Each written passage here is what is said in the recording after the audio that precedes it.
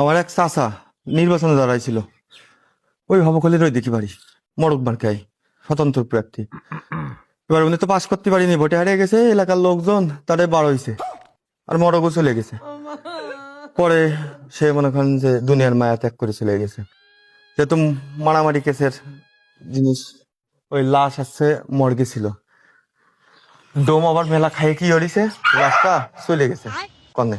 মানে কে কে নিয়ে গেছে কি কি হয়েছে জানি না, কিন্তু আমরা যতদূর জানি লাশ মানে এনতে পলাতক। এখন আমার চাষি এলাকার লোকজন পরে ভুল বুঝতে পারছে, সবাই বাড়ি এসে বসে রয়েছে কান্নাকাটি করবে গেলেই। আমার চাষি তো মনে করেন 2-3 বক্স টিস্যুই লাগবে না কান্তি গেলে। আপনি মুরব্বী মানুষ, আপনি একটা উপকার করবেন, আমার ওই চাষা হয়ে আপনি যাবেন আমাকে বাড়ি। আমার চাল নেই, আমি তোরে বাস, চাষ মাছ না, আমার কথাটা শোনেন। আমার গাড়িতে চাল নেই, আমি বাড়ি কান্দিস না, ওষুধটা দেন। আমার চাষা বাইসে থাকার সম্ভাবনা ছিল, ওষুধও কিনেছিলাম বুঝেছেন। দেন বাড়ি নিয়ে যে লাস্টটা বাড়ি নিয়ে যে ওনারা ওষুধ খাওয়াবো, খায় তারপরে মনে করেন কান্নাকাটি হবে। বাবা আমার দোয়াই লাগে, আপনি একটু চলেন।